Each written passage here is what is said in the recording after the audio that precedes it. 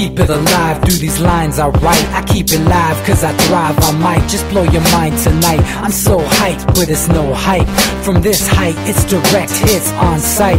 I'm your type, lend me your ears to show you that there's something in me. I'm not giving up, I'm standing right here, holding these days hostage. And I'll make this my year. We turning fear into love, and the love's in the air. I love doing this cause nothing compares. Nothing can share that same type of feeling when you feeling them flares. They can't catch it, it's havoc. I rip to a tear, switch the scenario. My stereos, I leave them impaired. Variables start to change and they're all in my range. I just gotta grab it, it's all mathematics. Every step is drastic, I make it fantastic. I'm trying to take your breath away. Asthmatic. This is live through the stereo. Go and let it blow, blow through the stereo. I'ma let them know through the stereo. Yo, here we go through the stereo, stereo. This is live through the stereo. Go and let it blow, blow through the stereo. I'ma let them know through the stereo. Yo, here we go through the stereo, stereo. Yeah, just nod your head with it, so explicit and vivid. Every image is intricate, intimate. I put my all into it, no scrimmage and no rules. I'm a pro tool, hear my heartbeat, beat into the vocals. I'm so loco, lost my mind, oh no. It's ponderoso, dope, so no overdose, cause it's dope, yo. Man, this is house grown, mixed with some milestones. So I let the style flow down like the Dow Jones, bringing it with some foul tones, letting the crowd know we getting loud, so it's eardrum rudiments. Yeah, we bring it rude again. Move, little hooligan. Music for tuning in, full time to the 10. I'm on my clock like I told you. I'm doing this for dreams we pursue. Hey everybody, welcome back to the Anti-Media Radio. Once again with your host Nick Burnaby here on UCY.tv. Make sure you guys check us out Monday, Wednesday, and Friday at the same time here on the same channel. Bookmark us and check back at other times during the day to listen to other awesome UCY journalists and voices that you can hear that are alternatives to the crap that we're seeing on the mainstream media. That's basically, should I say corporate media? That's basically trying to get us into this horrible proxy war situation, which who knows what it could turn into, man. I mean, this is the groundwork for setting up World War III, in my opinion, and we can't forget how big of an ally Russia is with Syria, and how much the tensions have been going on with Russia and us with this whole thing in Ukraine and all that stuff. I mean, this is all stuff to keep in mind as we move forward here with this announcement from the president tonight. And we can talk about that speech, and we're gonna have open lines tonight. I'm joined here in the studio by our co-host DB Schwartz. How you doing, man? I'm doing good. And we're also joined in the studio with SM Gibson. How you doing tonight, man? I can't complain. Well, I can, but, we'll do that for the next hour. I mean, if you guys want to call in, feel free. Let me give you the number real quick. It is 718-717-8296. So if anyone wants to call in, let's talk about ISIS, ISIL, Islamic State, whatever they're calling themselves nowadays, whatever the media is calling them, whatever Obama's calling them. Let's talk about it. What do you guys think about CIA. it? Oh, yeah, maybe that's how it's spelled. Whatever you guys feel like talking about with ISIS, different angles of this stuff. Otherwise, we're going to go off on this and try to figure out where we're going with this war and all this propaganda, all this rhetoric, which is the big thing that we need to talk about. And then what can we do to try to stop it, or at least put a damper on it, try to encourage these politicians to not do it. Let's talk about that stuff too. If anyone has any ideas, feel free to call in. Once again, the number is 718-717-8296. We had a great show on Monday. We had a few callers, and really enlightened people were calling in on Monday, and we had some great conversations. That's the thing. I think there's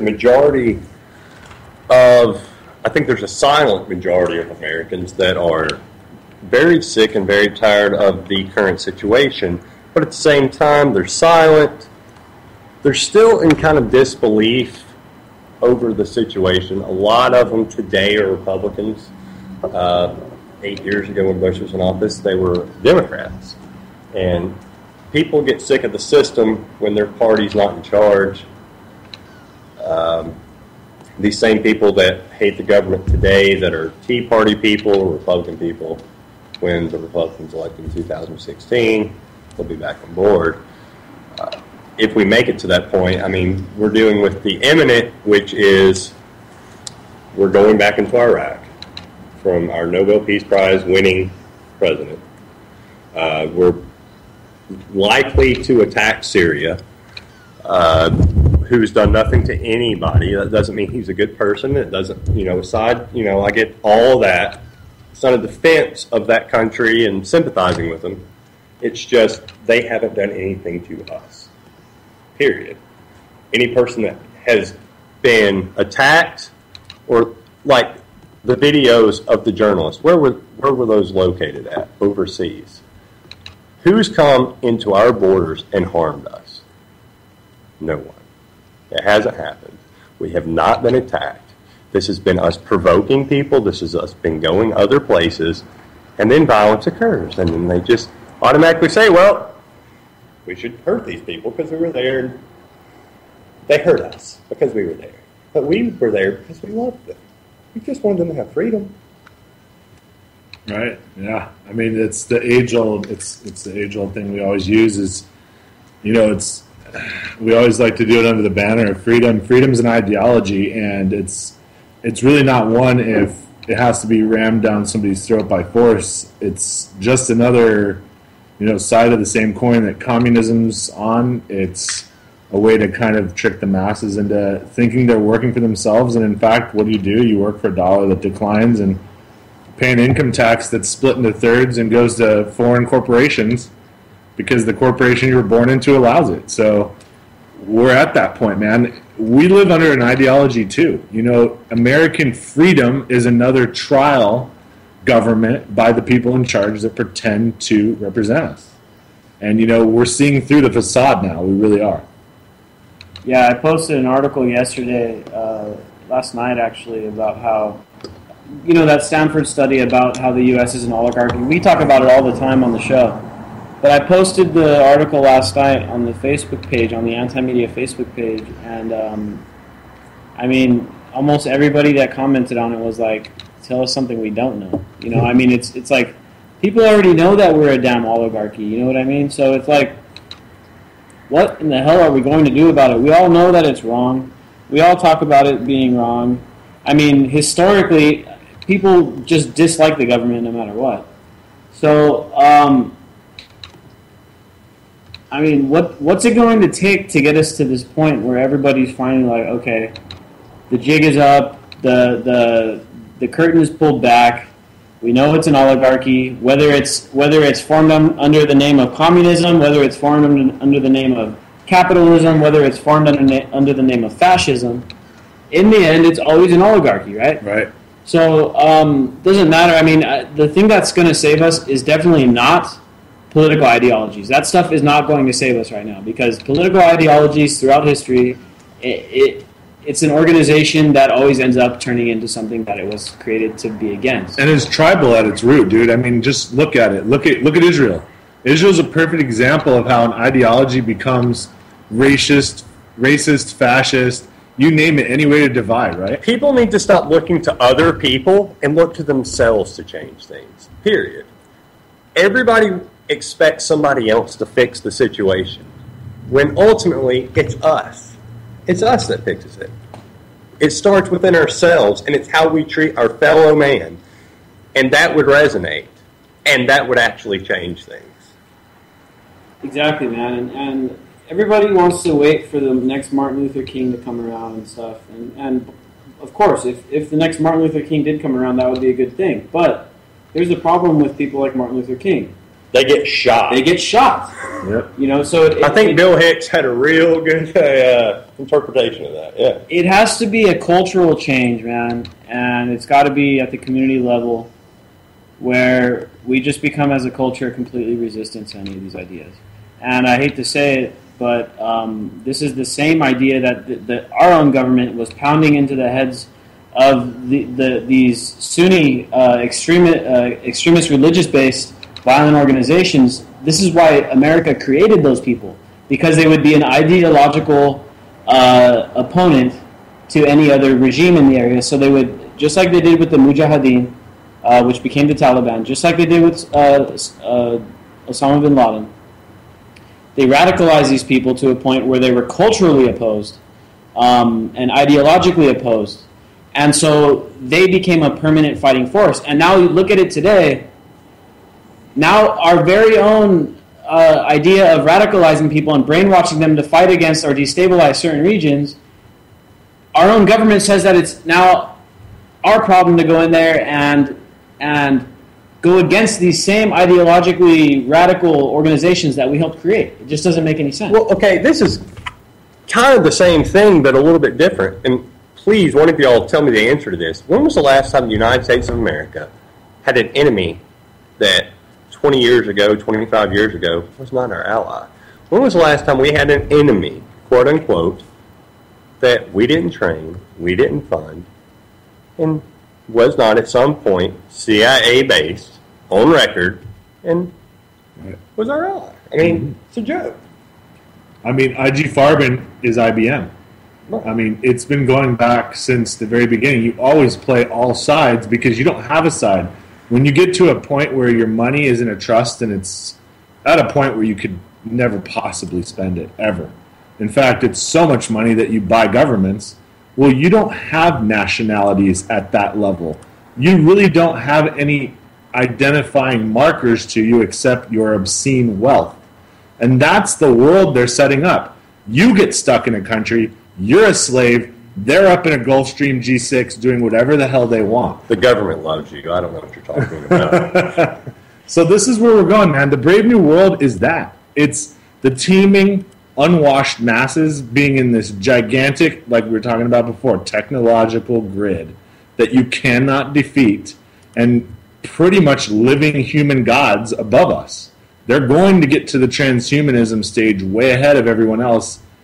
So what do we have now? We have numbers. But that's all we got. We do, but I mean, that's what they think. I mean, no, it's not going to work that way. I mean, they can ultimately give us all the iPhone 6s, and we're paying differently now. We're all on the same grid. We're all in the same system. And people buy into it, and they watch the E! channel, and yada, yada, yada. There's certain people in the world that are just going to be like, no, we're not going to go along with this. I think those people ultimately will all be killed. Right.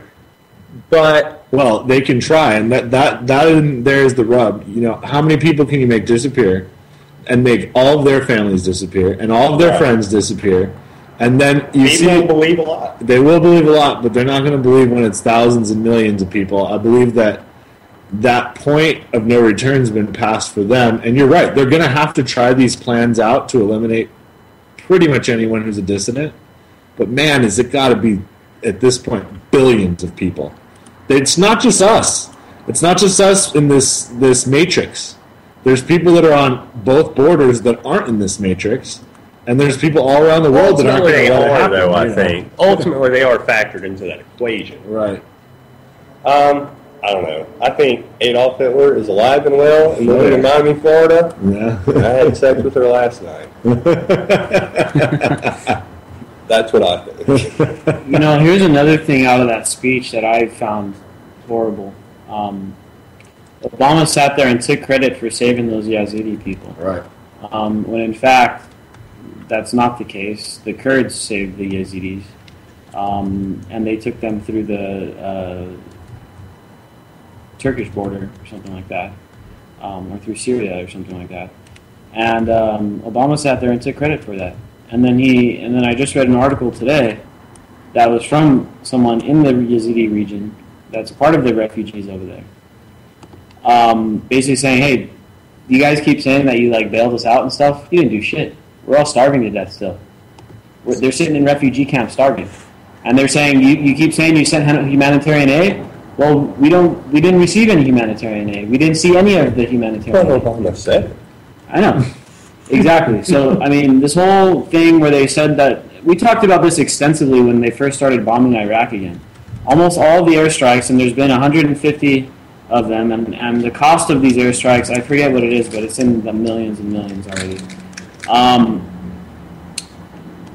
We started bombing in the Erbil region, which is the oil hub of the Kurds. So basically, we went back into Iraq to protect the oil because the ISIS guys that we created started getting out of hand and actually started to mess with the resources. We really didn't care that they were killing people and stuff until they got close to the oil, and then we all of a sudden, oh my God, they got a bunch of people trapped. Well, these are the same guys that were slaughtering Christian villages in Syria a year and a half ago, and our government was giving them money and weapons to do it.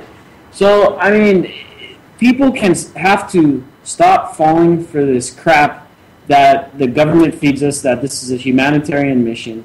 It's about resources. It's about the geopolitical chess game. Obviously, they're moving in and encircling Syria. And Syria is the next... For a year, at least. Syria is going to be the next regime change / military coup. And that's going to piss Russia off big time. Piss them off. This is it. That's it, dude. I mean, there is no buts about it. That's a client state. That's just as that's equal to attacking Russia. They're dominant over it, and they control their government and control their military assets. So, how far do you think Putin will go, though? All the way. Do you? You have to. I do too. You have to, because if you give a toehold, and I'm not gonna sit here and say Russia's good. They're not, man. We live in 1984, and we're in one of those gigantic fucking tri-states that can't beat the other ones, and we're stuck in that matrix. But they'll go all the way because they have bunkers, and they'll let the nukes fly, man. It's too classic. And we can stop it, though, you know? But I think, geopolitically, what do they accomplish by doing that? And I think that's kind of the way everything has played out to this point. I think that's the reason Snowden's there. Right. I think Putin is, I don't agree with everything Putin does, but I think he's a masterful chess player. Right. And I think he's played chess very well up to this point. I don't see him gaining geopolitically from going violent. And I think that's the reason he's back down in Ukraine, is because he knows how to play the game. Sure. Well, let's not forget, he brokered the removal of the chemical weapons from Syria. Right? Yeah. He just got done brokering a ceasefire in Ukraine. He's not trying to get violent. He doesn't want to get violent. That's his last option. But if we continue prodding the bear, which is Russia, and if we're going to play around with their chess pieces, which is Ukraine and Syria, I mean, these are their ways of getting resources out of their country to keep their economy afloat. They're not going to let that happen. So if we start encroaching on their resource base and their ability to distribute their resources, I mean, you're basically declaring World War III by proxy. That's what we're doing. Yes, I mean, it's pretty easy to see for people that aren't just whitewashed by what's going on with the media. As soon as you disregard mainstream media, you don't buy into this speech, and you understand what's really going on and what's really going to happen here soon. And man, you gotta look at this as the culmination of the last 3 years, Nick. We've been pretty much talking about this stuff, and even before that, really, I've always said my awakening was 2008. Because this is all a culmination of that. It's just so simple. The resources now are stretched, right? They're just stretched, and there's a lot of people. And yet the people at the top that have the technology that would make these resources not needed won't kick it down. And they'd rather start a war and kill off a lot of people. But they feel because of their technology that they're not spread thin. They think because they have this overwhelming, they can spy on everybody, they can see everything, they can visualize and see everything you're doing, that they're not spread thin. They know exactly what they're doing in their minds. Right. And I think that's where a lot of their arrogance comes from. Okay, we should hit really hard on this speech tonight. Yeah. I mean, if he wasn't reading from a script. Oh, this is not only a script, this is poetry. Yeah. I mean, I'm reading it here. There's a lot of transcripts going on. And here's what you're right. 9/11's not mentioned once. But Biden mentioned it earlier today. Yeah, but I mean, the fact that Obama doesn't, just mentions it in passing, saying before 9/11, is very telling. 9/11. I mean, and then what they're basically saying is, listen, our economy's in the crapper. we're a vibrant country and we need war. But 9/11. It's basically what they're saying, man. That they're not leaders. They don't offer you a solution to grow as a country, as an American, as a person right now going to work. There's no future for you because their future is war, and the next one's the last one. It's a great business idea if you're a horrible person. But you have a bunker. Right, exactly. I mean, if you're really looking to profit on murder, then well done. But I don't understand how any percentage of Americans supports any of these actions, because how does it help you? It provides blowback not from a terrorist cell, but from Russia. Oh, yeah. They're not ISIL. They're not even China. They're pretty much basically at our level in a different way. But it's all set up. Nick, did you hear today, did you hear the Dick Cheney interview where, what did he say? Did you hear this? Or? Yeah. We posted it on the anti-media as well, where basically he was getting interviewed by Sean Hannity, and he said he had like a Freudian slip, and he basically said, one of the things that we have going for us right now is the fact that there's a 58% increase in jihadist extremism. And then he was like, I mean, that's not good. That's not a good thing that's going for us right now. Oops. Cha-ching. And if you look at his face in the video, you guys can. It's like one of the top 3 stories on the anti-media right now. If you guys go over there and look at that story, it's just a 50-second clip. You could see it on his face that he was like, "Oh shit, I messed up big time. I shouldn't have said that. Oops, no, I meant this." So no, I mean these guys are totally just loving this thing. There was a journalist yesterday on MSNBC in the morning that, I guess I called her a journalist. Maybe I say quote-unquote journalist. That was basically sitting there on MSNBC talking about how the polls are improving for the war effort. So basically, she's like not saying, "Oh yeah, there's an increase of people that are in approval of attacking ISIS, even if it's in Syria." She's like, "Yep, the polls are rising, guys. We're doing our job." That's basically respect what the she's honesty. saying. I mean, this is just these horrible. These Freudian slips, man. It's just horrible propaganda, and they're elated right now because they duped us. They failed a year ago. Let's not get it wrong. They failed a year ago when they tried to dupe us, when they were trying to say Assad was the biggest threat to the world, right, and Assad was going to invade the United States. Right. They failed because they weren't able to attach terrorism to it. They weren't able to personalize it because Assad wasn't killing Christians. It was the guys that we were backing at the time that were killing Christians. So they just didn't bother to report on that stuff. But now they're able to say it's terrorism, and every American's got a weak spot in his heart for terrorism. Literally, though, the people we wanted to go help a year ago are the same people we're going to attack now. Well, yeah, because that's insane. They're useful idiots, man. Yes. And they've been used so many times. We've turned on so many groups that we've used to counter insurgents of a different nature. I mean, look at Afghanistan in the 80s. And now look at us. I mean, what in the heck happened in 20 years? Was a patriot. Oh, wait, no, wait. Yeah, he wasn't. Bin Laden was a patriot. Yep. These men have the moral fiber of our founding fathers. Yeah, you can name a quote from a president, and let's be honest. When Reagan got shot, that's when we knew the NWO had taken over. Because now they had full and total control. Because Reagan actually wasn't a bad guy until that day. So we see what happens. We see where we're at now. We're at that culmination. And there's still some free-thinking people. You're right. We're on an endangered species list. Yeah.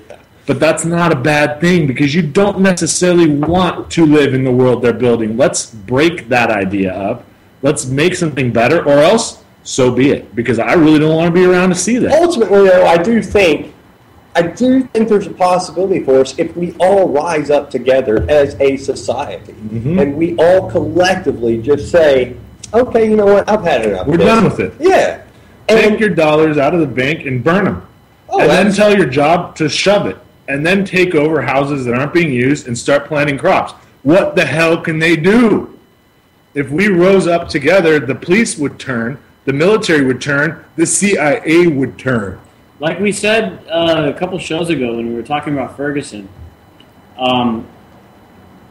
Ferguson was a town of what, 20,000? It's a suburb of St. Louis. It's a small town, okay. and they had to get 25 police departments to get in there to try to put that thing down. And they're there today. And they're still there today. And today, in fact, today tensions were flaring up again. You're such a racist. That's because they love freedom. And here's the thing.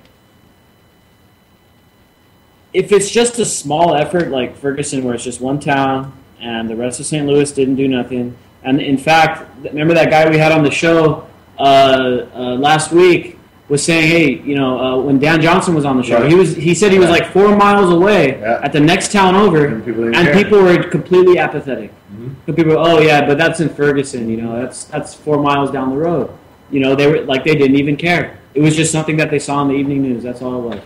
And of course, on the evening news, it's spun to be something that it's not. Yeah. So everybody was apathetic at that time. So what we need to do is create something, a movement, whatever, where we put into force or put into play big ideas that can be implemented broadly by a lot of different people from all across the spectrum. Yes. So that the more they try to put it down, their resources will be spread so thin, and everything will backfire. Just like in Ferguson, how it backfired. Look at all the new police accountability things that are coming about now because of what happened in Ferguson. All the people that are getting rid of the MRAPs, all the people that are getting rid of militarization. It's just like I think it was the Boston Massacre, right? Right. What the British did. The Boston Massacre, what the British did to the colonists, which is what really fomented this kind of revolutionary mindset in the masses, right? This is the kind of thing that every time our government does something dumb, it slowly increases. That's just another domino that falls. Every time a cop kills a guy and we post a story on Cop Block, another domino falls. And one thing people really forget is that with the revolution, less than 1/3 of the country was in support of the revolution. Yeah. It was the people 3% fought. Right. It was the people with the loudest voices that were the most pissed off that were just like, I'm done with this. The people and they had to make a lot of sense. Right. And I think that we've been spoiled. Ironically, it was about the same percentage of people that voted for Ron Paul.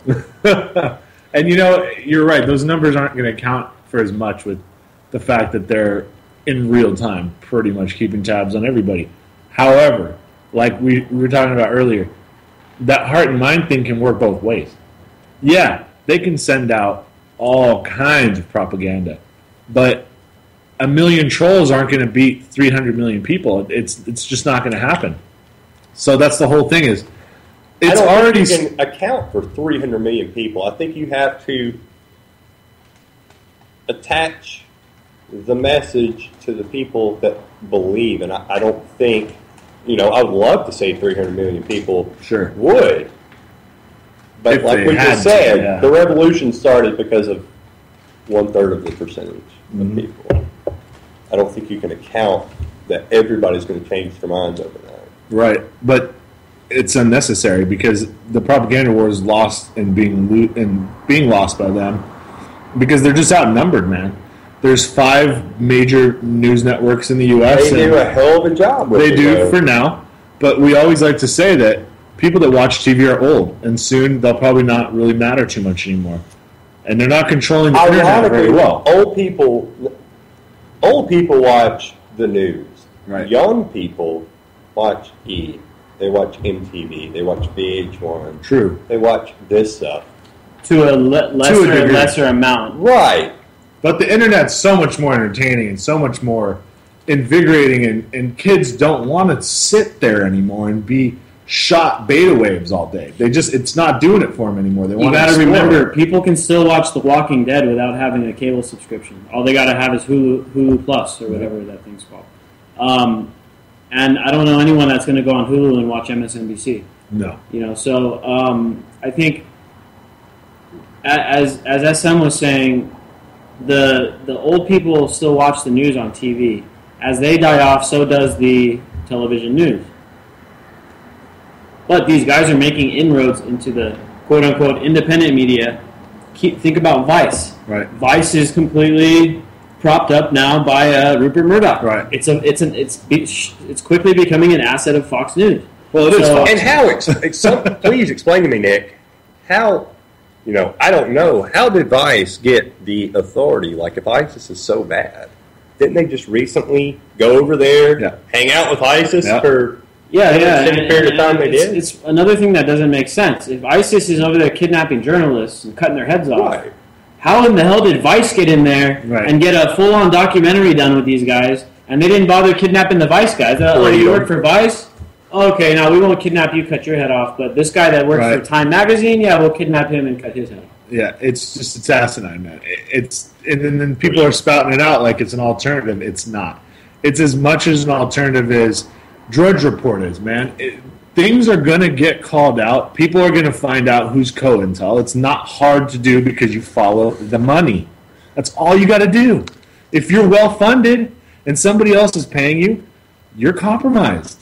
Just like corporate media. It doesn't matter if you use a banner of alternative media. It doesn't matter if you say what's unpopular. If somebody's paying you, you are basically doing what they tell you to do.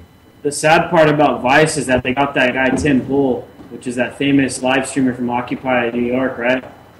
And they got him on their payroll now too. Yeah. So I mean, it's completely co-opted, and that's something that we got to be aware of moving forward. Now, people have given some grief to Glenn Greenwald for partnering with the PayPal guy. Yeah. I've been watching the Glenn Greenwald site, The Intercept, and they seem pretty damn independent to me. Yeah. And that's where this story came out that we posted about, that we talked about on Monday night's show. We posted about it today. That's also on the antimedia.org. The story about how this journalist, quote-unquote journalist at the LA Times, had been basically proofing all of his stories through the CIA. Right. I mean, so... But how long has that been going on? I think that's been going on probably since World War II. Right, yeah. I mean, everything that started in World War II didn't stop. They've just changed it, renamed it, said it was gone, and then perfected it. What they were brainwashing people wait, right? Congress goes in the 70s. What, you're brainwashing people? You can't do that. You can't do that. So you're going to have to stop that now. So they did. Yes. Freedom. You can't invade the dreams of people with they're at such a technological level that it's kind of just boggling, man. It is. It's like we're terrifying. And it only got worse. It only got worse after World War II because they brought in all the Nazi propagandists and all the Nazi scientists and all the Nazi rocket engineers and all this stuff. Werner von Braun, absolutely. They brought in, that whole system, Huntsville, Alabama, was built up from Werner von Braun. They still, to this day, have Werner von Braun Boulevard. And he was a Nazi. Are you kidding? All those guys that committed those horrible atrocities, these medical experiments on the Jews, guess what? They ended up working within our government. Yeah, absolutely. They ended up over on... And they named streets after these people. Yeah. What's that place called? Plum Island, where they did those horrible experiments? All right, a lot of those Nazi guys ended up on Plum Island doing these same experiments. Yeah. I just found that out the other day, and I mean, these tactics that we're using, I was reading about this coup that we did in Ecuador in '54, right? And basically, they set up the Ecuadorian government to buy these weapons, which the U.S. government said were supplied by the USSR. But that was a long time ago. And it turned out, but here's the thing, it turns out that these weapons were actually Nazi-made. And they were coming from Czechoslovakia. They were surplus supplies from the Wehrmacht. Wow. And the U.S. government facilitated the sale, and then they tried to say that it came from the communists, and they turned it, and then they used that propaganda to overthrow the government down in Ecuador, along with a literal CIA invasion with 500 guys. With enough propaganda, they dropped leaflets. They had radio stations that were based out of Florida that they said were coming from within the jungles in Ecuador. I mean, I just read this stuff yesterday. It's on Wikipedia. It's right there. You guys, anyone can go read it. Look up the 1954. Sadly, but that was a long time ago. They love you. The 1954 Guatemalan coup d'état. Look it up. I mean, this is horrible, horrible stuff. The stuff the CIA does. Obvious Nazi intervention here, especially with funneling these guys Nazi-made weapons and stuff, and then blaming it on the communists, and then overthrowing the government with 500 CIA-trained rebels. They were supporting the opposition, just like we're getting ready to do with ISIS. And we got to remember, these kind of things keep repeating. Once they get a formula that works. Now, if you look at Guatemala right now, obviously for the people that live in Guatemala, that formula didn't work out. But if you look at the corporations and if you look into the story, most of the reason why this coup d'etat took place was for this fruit company. Right. This is United Fruit Company, and this is also they overthrew a government. Right. They ended up killing 200,000 people. Yeah. All for this fruit company that was an American-owned corporation. And not only fruit company, for one fruit. But it was a big money maker. But here's the deal. I mean, this is the three key words, and they've gone to their third word a little bit. But if I'm a U.S. politician and I just want to do anything, I'd just go freedom. Yep. Don't you want it? Oh, you don't? 9/11. Oh, that scares you? Christians. They're killing them. Yeah, anything. And they do any journalists. We're beheading them. That could be you. I mean, Wazidis were killing them on a hill. See his head? There's a high likelihood that those journalists that may or not have been killed there's a possibility that they could have been Christian. Does that bother you? I mean, this is what bothers me. The fact that that's being perpetuated as propaganda when we've killed millions. But freedom. I mean, democide. Are you against freedom? I'm against democide. I'm against big government of any type because all it means is one guy can tell 10 guys to kill 1,000. That makes you a real American. You would rather, what you're saying is you would rather just murder everybody on the planet because of freedom. Hey, because freedom, because communism, because who cares? Whatever reason you come from, so we can take your stuff and pretend that it's ours and then wipe you out. Terrorism, man. Come on, we're close to 9/11. Tomorrow. These are the heartstrings they're tugging on for people. A lot of people still believe in the whole 9/11 official story. And these are probably the same people that think it's a good idea to start bombing ISIS. If we have one single caller out there that has seen an actual plane at the Pentagon, I will literally wire you $1,000. Wasn't there a lady that's providing $100,000? I mean, yeah. Someone finds surveillance. Well, you can't. They're even starting to pick apart the Twin Tower planes, making them look kind of silly in the right light, and it's kind of giving people a little heebie-jeebies about them even being planes, you know? So I don't know what's going on, and no one will until it comes out, and let's just get it out so we can put these people away and move on as the whole world. What we do know is there was no plane that hit Building 7. Right. 0. That was a fire. Right. It was freedom. It was freedom. Freedom hit that building, and that's why they hated us for it. Yep. So therefore, considering that it was a bunch of Saudi guys that blew the buildings up, we should. 15 out of the 19. That's why we had to go invade Iraq, because they were Saudis. Oh, absolutely. It makes perfect sense. It's and Afghanistan, just because they got trillions worth of resources, and a lot of oil in Iraq. So I mean, it's obvious. Every time we talk about humanitarian aid, anytime we talk about humanitarian missions, we sweep under the rug the 200,000 people we killed in Guatemala, the 500,000 Iraqi children we killed. How many people because of our sanctions? How many people have we killed because of our sanctions overseas, especially in Iraq? That happened. Yeah, about 1 million. And about 500,000 children. And Hillary Clinton was even... not Hillary Clinton. What was her name? The Secretary of State... I can't remember her name. She looked like Hillary Clinton. Yeah. Older than Hillary Clinton. Anyway. Eleanor Roosevelt? No. They all look the same to me. Look. She was confronted on TV about the 500,000 children that were estimated to have died in Iraq because of our sanctions. And then the woman asked her, was it worth it? And she says, yes, I think it was worth it. Freedom. Because freedom. Yep. Because we brought them freedom and democracy, and they loved it. You know, it's their fault that 500,000 children died. They got in the way of our sanctions. Of course it's their fault. They used our sanctions as human shields. You know, and this is the garbage propaganda that they feed out to us. And how many times, I mean, war after war after war, we find out the first Iraq war was done with this lie about throwing babies out of incubators. The second Iraq war was a lie about weapons of mass destruction. Right.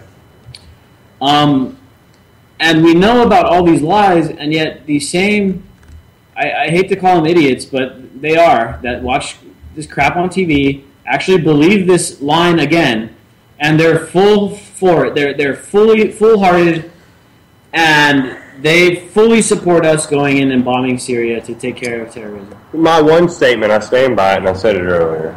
Adolf Hitler is alive and well and living in Miami, Florida, and I had sex with her last night. I bet you would all eat shit with you. That's a Jim Morrison quote, isn't it? Yes, it is. And that's the world that we live in. And that's I mean, that's everything. Yeah. It's you just say it and they believe it. It doesn't matter if it's true. It doesn't matter if you can prove it.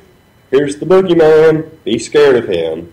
We're going to throw his picture up on Time Magazine, and you will be terrified. And if that doesn't work, we'll actually bring it home to you to get what we need passed to move our agenda forward.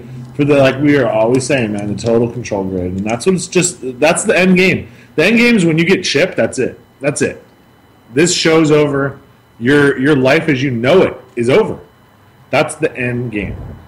Yep. World War III, 7 billion people all dead, or the chip. That's the options they're giving us right now, and they know we won't go for the chip, so we see what's going on. Because freedom, yeah. But freedom. I don't know why you're so against freedom. If you want to be free, you got to give up some freedom. Oh, hell yeah. You know, and this is what they tell us. Yeah. This is what the Patriot Act tells us. This is what the NSA tells us. You can be the freest country in the world by giving up all your freedoms. Yeah. I mean, at least you can tell people you're free. I mean, there's a reason why Switzerland has all the banks and they're covered by mountains. That's a little prison too, isn't it? Switzerland, what a bunch of commies. It's about freedom. Dick Cheney, for God, vote for him. I mean, the propaganda, sooner or later, it starts to fall on deaf ears, right? So they got to change it up a bit. Al-Qaeda got old. Everyone kind of got resistant to the old Al-Qaeda line. And everyone, oh, yeah, Al-Qaeda, whatever. Well, they changed the name this time. I'll give you And so they had to come up with a new threat. You know, it was Saddam Hussein, it was Al-Qaeda, it was communism, it was socialism, you know, it was all kinds of stuff before. There's always a different name for it. Now it's ISIL, ISIS, Islamic State, a creation of our own making. There are people There are people that were started off as Al-Qaeda, which started off as a CIA creation. We opened up a power vacuum by taking out Saddam Hussein, who we installed in the first place. I mean, this is just layer after layer after layer of horrible decisions. And, I mean, it doesn't look like this government is ever going to get a clue. And I don't think that there is any hope for this government. And here's the thing. I think this is a really gray area, especially with me, and this is my own personal thought. Like right now, what ISIL, ISIS, Islamic State, whatever they're doing right now, they've been doing it for a while, and, you know, hopefully most of our listeners know this, but they've been killing Christians pretty nonchalantly for a minute. That being said, it's only now we become irate about it. And you have to ask yourself, well, why are they doing this? How does this exist? Saddam Hussein was not a good guy, but these exact same people, he kept in check. He did not allow this to happen. He actually protected the Christians for the most part. Yeah. Well, he was he was a strong man. And, you know, that's all that it is, because it's still the law of the jungle, because we're still not growing our own food and making our own energy, each person in the world, so we're still subservient to corporations and to corruption and to strongmen. We have the strongest man in the world right now that sits on top of the strongest military in the world right now. And so we flex our muscles. And that's how things are kept orderly, but that's not good. That's not a good thing. We have the strongest man in the world to a degree. Right. But who is that? And that, I think, is the ultimate. Exactly. Nobody knows. We have some ideas. We have some ideas where he lives. They're not. But you know what? Whoever it is somebody that's not elected. Of course not. This is somebody that their families owned everything for 2,000 years. Yep. and they still own everything, and they always will own everything. Prescott Bush, look it up. Google Prescott Bush funding the Nazis right now. Right. Well, yeah, he got his $2.5 million And in seed his money. son and his grandson became president of this country. And with the prospects for 2016, another one of the Bushes might come in. And that'll really prove how thank brainwashed. God. I hope that happens. That'll really prove how brainwashed we are. And then we have Hillary Clinton. That's a complete neocon war hawk. I mean, what are we gonna have? 2 neoconservatives running for presidency, and we get the lesser of the neoconservative? I mean, that's a horrible idea. And I think Bush is probably a lesser neoconservative than Clinton, and that's even worse. That's a horrible, horrible situation. And this is the crap that they're feeding us right now. Nobody likes a 2-party system. There's more independents out there now. But what we talked about on Monday is that the media has this sense of preeminence. Now, if you look at the rhetoric that was thrown out there this week, ever since that poll came out late last week that showed that 60% or so of people who answered landline polling, which is bound to be skewed, these people are basically getting on TV and making a, what is it called, a false pretext. They're basically saying every single person in this country basically agrees that we should start bombing ISIS, so that's why. So we're just going to start bombing. Oh ISIS. yeah, that's actually we should because of freedom. And that's what they say. They come out, they take this poll, and then they jam it down the airwaves over and over and over. Obama now has the support of the American people if he wanted to strike Syria. That's what we're going to say. Say it on every single channel 100 times a day and see what happens. It's rhetoric. That's a typical propaganda tactic that we need to recognize, and we need to combat it. And the only way to combat bad rhetoric What do you think about the kind of impregnation of the Republican Party, the GOP, with this libertarianism? Do you think this will change anything? No. Do you think Thomas Massey, Justin Amash, Rand Paul, But they're playing the game. Ted Cruz to a lesser extent? Visionaries don't play the game. Dr. Martin Luther King didn't run for office because he knew it wouldn't change things. You're right, absolutely. And it won't. The only thing that's going to change things is if somebody gets an audience, and that audience starts getting their own audience. But look at Ron. Look at Ron Right. Paul. I think he did what he did out of noble intentions. I don't necessarily don't think he was a saint, but he did what he did, and that gave him an audience. Yeah.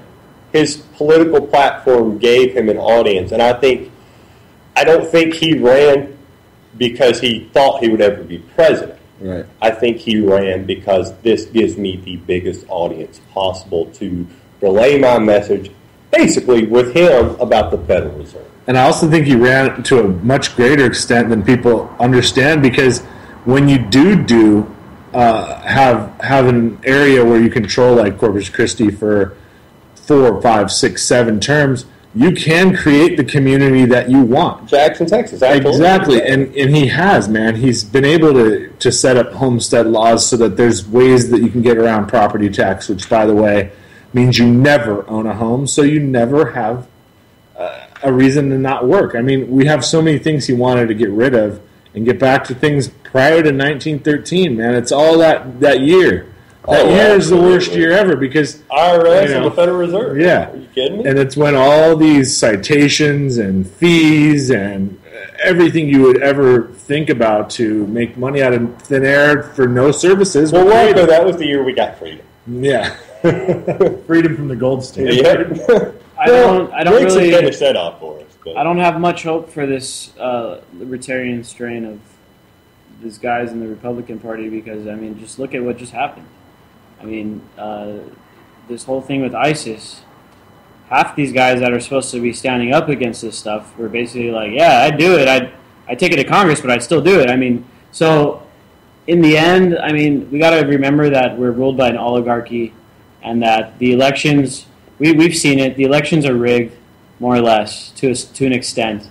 So if there even was an insurgent party that was able to take over one of these parties, there would be measures in place to prevent that from happening, such as the Commission on Electoral Debates and all this stuff. The way that all the debates are controlled, if you look at if you looked at all the 2012 debates, only a few candidates, such as Mitt Romney, got the majority of the face time because Mitt Romney was pre-selected to be running against Obama, and he was pre-selected to lose against Obama. But he had beautiful hair, so. Yeah, he had great hair. He looked like Ken Barbie doll and all that good stuff. So a few... okay, so given tomorrow is the anniversary of 9/11 and yada, yada, yada, what do you think about, and this is a big, big deal that the rest of the country's not really touching on, there's 28 pages that exist. We don't know what they say. We do know that there are 10 people in Congress. God bless these 10 people in the House of Representatives. There's 425 others that are just like, we're not for this. But Thomas Hanks from Kentucky's the biggest one that I know that is just like, I read these 28 pages. It made me reevaluate history. And I had to stop reading every 2 to 3 pages and just reevaluate everything I knew about 9/11. Right. These 28 pages exist. Right. They say they won't release them because of national security. Right. Massey says, I've read it. It does not affect national security whatsoever. Ron Paul saying it doesn't affect national security whatsoever. Why won't they release this? Yeah. What are they scared of? What does it say? Right. And where will it put us as a nation?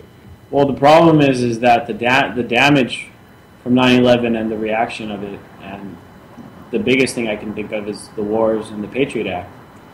All that damage has already been done. No matter, even if the government came out and said, even if they pulled these pages out, and let's keep in mind, these 28 pages are going to be heavily redacted. Oh, absolutely. All the details, names, all that, they're not going to be there.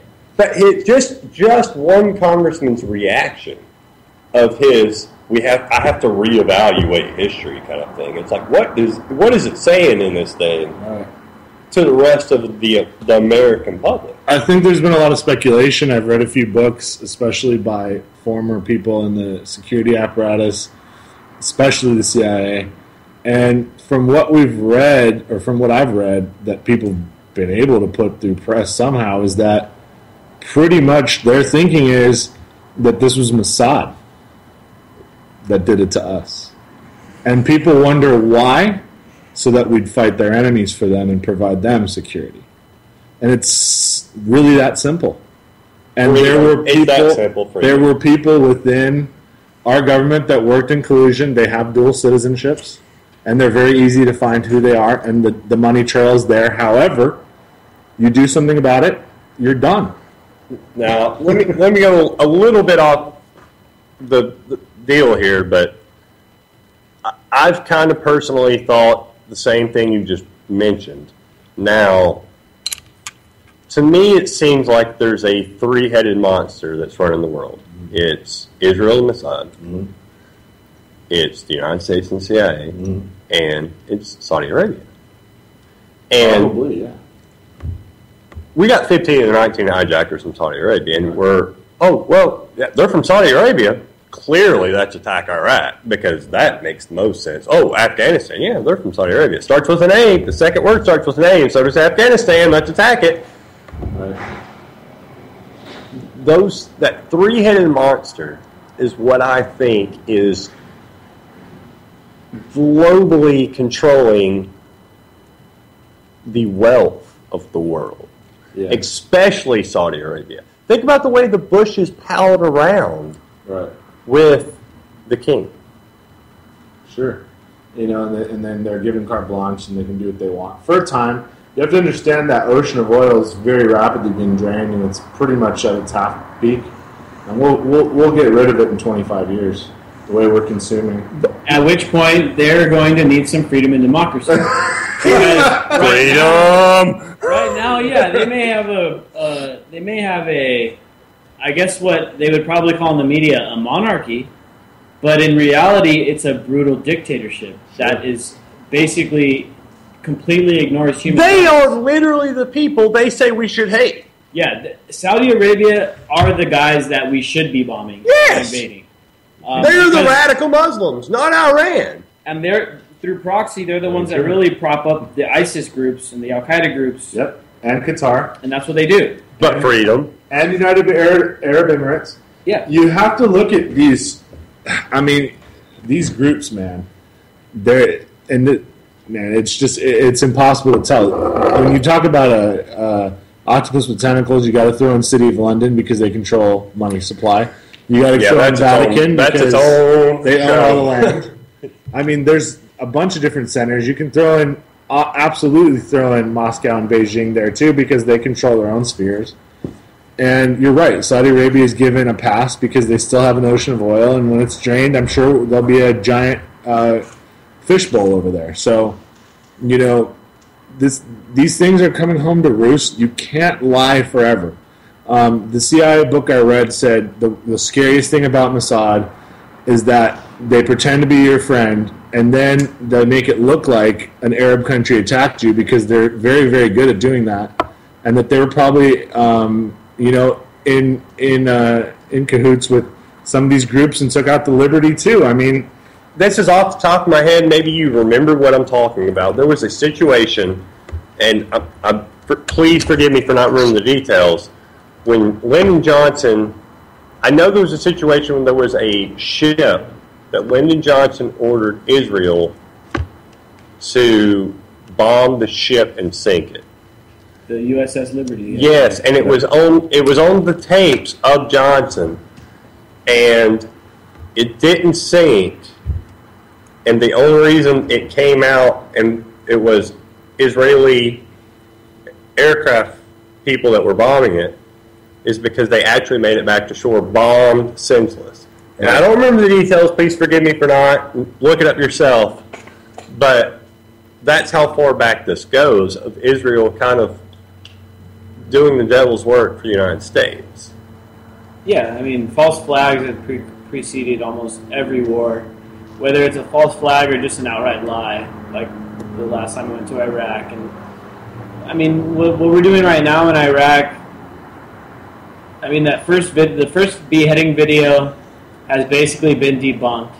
Now, the people that debunked it say, well, yeah, we still think the guy is dead, but the video of him actually being decapitated was staged. Okay, so there's when that. When anti-conspiracy people start debunking stuff and saying, oh, yeah, it's probably fake, then you know there's a problem. Why wouldn't they show it full completion like they did to the 18-year-old Syrian soldier that they hijacked and sawed his head off while he was screaming before? Because this is propaganda. It's a theater. And it's easy to see it, man. It's easy. And then, the other thing, the second video came out of a think tank. It came from an American-based think tank. It didn't come from the Twitter account of ISIS. It didn't come from any official ISIS Facebook page or anything like that. It got put out by an American think tank. That's a neoconservative think tank. How do they get the video? That tries to get us into war. That's how they got it. They got it because and a green of screen. It is. It's Wag the Dog now in the Middle East. Here's the thing. Above all, even if we were to catch these assholes faking these movies from these think tanks, you can't prove anything. That's the sad part. Not only can you not prove it, but even if you could, doesn't matter. The press is legally allowed to lie to people. Right. Oh, yeah. Because of the precedent that was set by Monsanto in Florida back in the 90s. Because of their milk that was the Monsanto hormone, RGBH hormone milk that was causing problems. Anything for mass consumption is for one thing only, mass control. That's it. Fast food, mass control. Why? GMOs, cancer, you're in the system forever, you need them. Diabetes. Anything that people consume in large portions is strictly there for control, and that is it. There's no profit in news or sports. Those things are all made from fake printing presses of U.S. dollars, okay? Freedom. There is no profit. I promise you there's not a single fast food restaurant that pulls a profit. Come up with somehow to prove to me that it does. Why do you think it does? Why do you think they get their food so subsidized? The government. Oh, absolutely. So it's all the government pays all the wages. Exactly. But McDonald's is making a profit. No, they're not. They're getting their food so cheap because the government subsidizes it. Thank you guys for tuning in. It's Friday. Freedom!